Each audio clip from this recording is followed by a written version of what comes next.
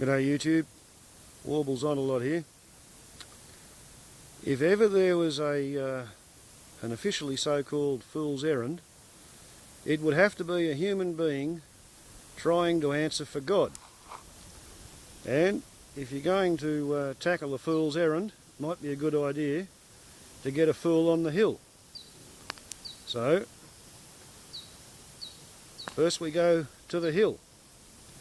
And on top of the hill, the fool should be found living in a hovel in the forest. Perhaps something not altogether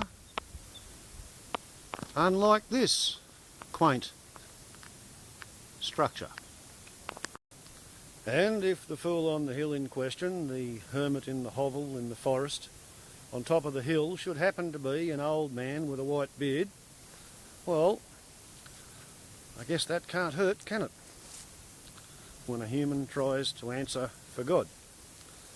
So, a friend of mine in Cornwall, at Lauraleela, through her channel at Equals Project, has come up with a beautiful little scheme. I like it. As a feat of comparative theology. The idea is for people to ask questions they would like God to answer, and then, having done so, the theory is people who've picked a question they think they know the answer to can have a go at answering, putting themselves in the place of God. The idea is to give sources and references if you've got any, but anyway, let's have a go. And yeah, if the fool on the hill has wild kangaroos for company and amusement and diversion, that can't hurt, surely. I mean, the bullshit content must be pretty low if wild herbivores put up with a person's company. At least that's my theory. And they tend not to disagree. So, this is the video list of questions which I'm planning on responding to. It's on my other mobile phone. I have two mobile phones. And it's not nearly as cold inside as it is outside today. So I've taken off the coat. And I promised I'd more or less identify my sources. In 1987, I was lent a book of God theories. It's called Oaspi. First published in 1882. It's a bit unusual as far as books of God theory are concerned because it has a glossary. So, we got anything interesting on this first page? Angel. Angel. There we see angel. A spirit man. Su, also Sugan and Gar Spi. The word spirit does not define whether man or animal, but is often erroneously used instead of angel. So, an angel is a spirit human. If we have a look further into the glossary, we see a definition of God. An angel in rank next above Lord and below Orion Chief, one who is sufficiently wise and powerful to take charge of a planet and its atmospherian heavens. His assistant on the throne is called Vice God. So, in the grand scheme of things, we also have a Lord. The definition of a Lord: a god of the earth or part of the earth, next lower in rank than the god of heaven and earth. The first exalted rank an angel receives in heaven is Asaph. The second is Ashar, the third is Lewis, the fourth Marshal, the fifth Lord, and the sixth God. Okay, so I hope that clears that one up. Difference between an angel, a spirit, a lord, and a god. I have no way of testing any of those definitions, but if you're looking for a matrix or a framework against which to examine the phenomenon of life in the universe, those ones, they're not bad. The idea that every human when they die becomes an angel or a spirit human, that doesn't say whether they're good or bad. the idea that an angel may become a lord and a lord may become a god and therefore have jurisdiction over one entire planet. And that each planet around every sun that shines in the night sky may actually have a god responsible for that planet. For whatever purpose, I have no idea, but I can't shoot the theory down, and it doesn't hurt me in my day-to-day life to consider it plausible, and my life works pretty good, all things considered. So yeah, that's kind of the authority on which I'm going to base my answers, and I'm not so much going to try and answer for God as in merely God of the planet. I'm going to try and answer in terms of the creator of the universe, which this particular book of God theories describes as Jehovah.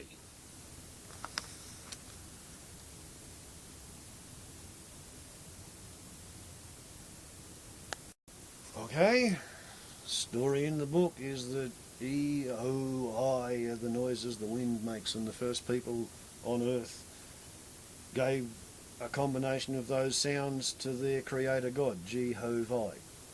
Once again, I can't prove it's wrong. Seems pretty good. I'll go with that. Gives me a matrix, a framework with which to view life in the universe. Now, let's have a bit of a look at these questions. 1. God. Why haven't you made your existence and goodness unambiguously evident? What do you mean, not evident? You've got air to breathe, you've got water to drink, you've got food to eat. All this was provided. You could walk around and be in danger of being hit on the head by falling food, the way it was provided to the earliest humans. There was plenty of everything going, and synchronicity was obvious to all. Why would you think that the existence and goodness of an underlying organising force is not manifestly abundantly clear? There is obviously some entity operating the cosmic scoreboard and doling out the karma effect. 2. Dear God, how old is the universe? Really, really, really, really, really old. Very, really old. 3. Why would you create something fully knowing that creation will undoubtedly suffer? Well, suffering is signal processing. You know, like when an amoeba senses there's an acid solution on one side of it, fresh water on the other side of it, it suffers the sensation of the acid in order to motivate it to swim away from the bad and swim towards the good. Suffering is signal processing. Without the signal processing, you don't get consciousness and awareness. So it's just part of the deal, fellas. Sorry about that. 4. What is the function and purpose of our existence? Well, the function and purpose of your existence is to enjoy your free trip ticket on planet Earth. To use your free will and your powers of observation to figure out as much as you can what it's all for.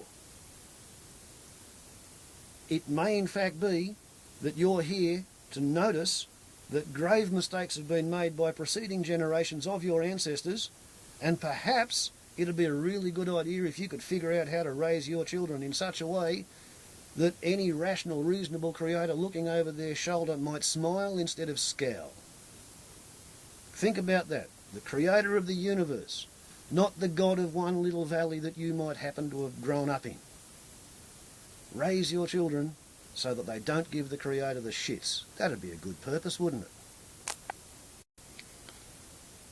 If it is for God's amusement, am I wrong in being angry? It's not for God's amusement. To muse means to think. To amuse means to divert from thought. Life in the universe is not for God the Creator's amusement. God the Creator is life. What properties does the Creator have that no other entity has? The Creator is capable of generating new life. What is capable of generating new life? That which is already alive. Life is the creator, the collective conscious awareness of all the life in the entire universe. The purpose of being alive is to make more life. It's pretty simple. 5. Where is the love of my life and how can I make her mine? What makes you think you haven't already met and discarded the love of your life? Happens to lots of us. 6. What do I have to endure to reach perfect happiness? Well, I think you'd have to abjure selfishness entirely. Just completely give up on being selfish. Try and dedicate all your energies to the furtherance of the Creator's plan for life in the universe. And if you can pull that one off without bullshitting to yourself, I think your life will be just about perfect. But it may not be very long. 7. Is there intelligent life in places other than the planet Earth? And if so, what do they think and feel about God? Well, speaking now as Warbles on a lot rather than God the creator of the universe, my personal suspicion is that every planet in the life zone around every sun has a biosphere, and that perhaps there's a different species which has the opposable thumbs and the big fat frontal lobes and the immortal soul that's responsible for each planet. I mean, here it's us, Homo sapiens sapiens, the monkey that thinks it thinks.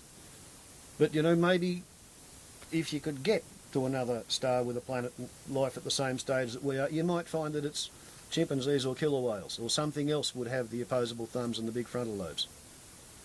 That's just a suspicion, and I further suspect that they probably also think that God made them in God's own image, and therefore they are exactly like God, and God the Creator is life, so they wouldn't be wrong either, would they? 8. How can I explain to a parent why their baby died? Well, that's a pretty tough one, and I guess I'd have to go with what the Aboriginal tribal elder expressed to me, was that when an Aborigine sees something they don't understand in the world, what that means is they don't understand everything that the Creator has going on the playing board. It does not mean that the Creator's an idiot and they need to pull on their army boots and run in and shoot everybody who they don't understand. It just means they don't understand everything that's happening. So maybe, if a baby was to not die, that could in fact be worse than the baby dying.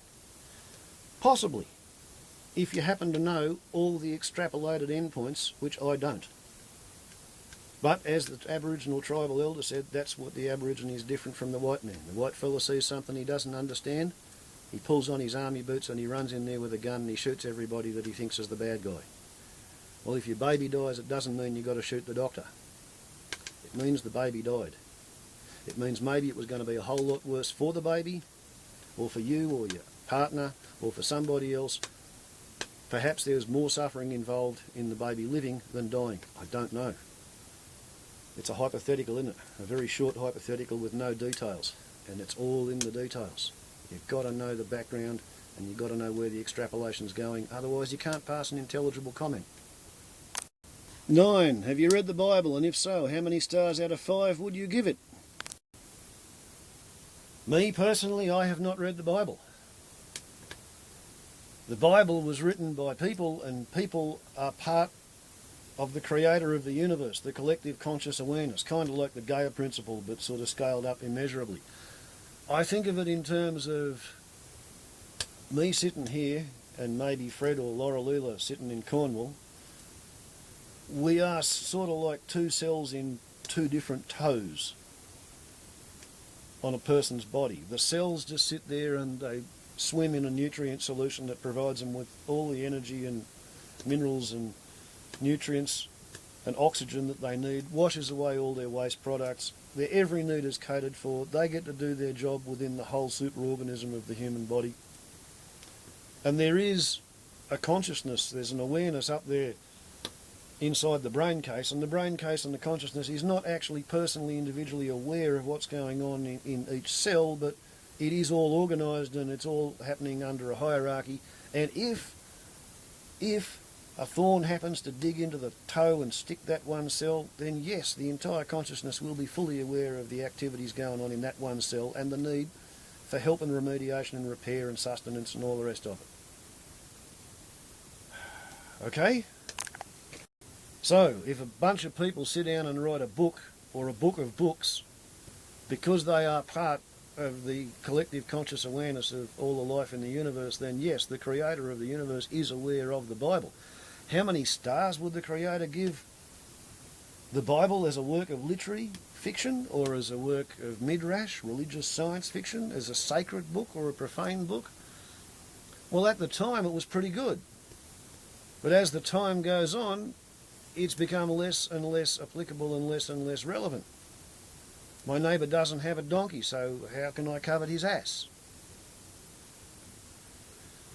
The Persian poet Baha'u'llah said, "There is but one creator, and there are as many revelations as there are people in the world." Thus, every spiritual revelation is true and correct when it happens, and the further it spreads and the bigger the religion grows, the less true it is. As soon as he died, his followers made a religion out of it. And in Iran they are still persecuted by the Islamics for having some religion that does not bow down exclusively to Islam. But Baha'u'llah was not wrong. There is one creator, and there are as many revelations as there are people thinking about the creator. 10. Is there an afterlife? And if there is, can I opt out? Well, yeah, there is. Objectively, last week I heard a neurophysiologist who wrote a book called The Lazarus Effect, and his record attempt is he resuscitated somebody who'd been dead for 4 hours and they're going back to work. And he puts EEG leads on people's heads while he's resuscitating them in his intensive care.